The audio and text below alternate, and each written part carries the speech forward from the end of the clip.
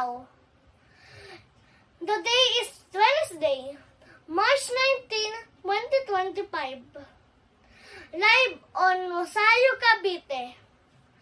I'm Julian Matthew De Castro, your weather reporter in DZM News.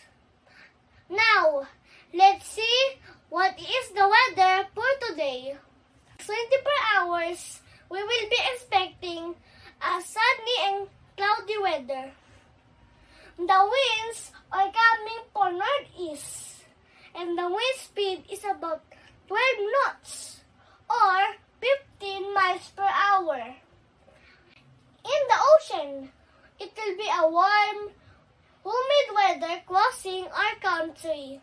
For today's heat index forecast in Metro Manila, we'll be expecting a cloudy and sunny weather.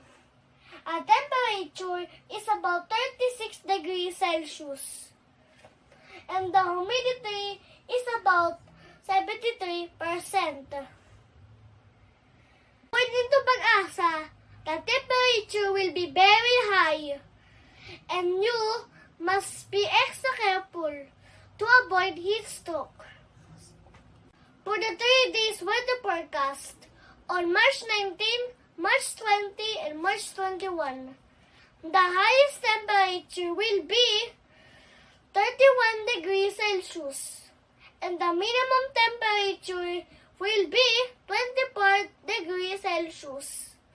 The weather is partly cloudy with isolated rain showers. The sunrise will be at 6:02 a.m. and the sunset will be at 6:07 p.m.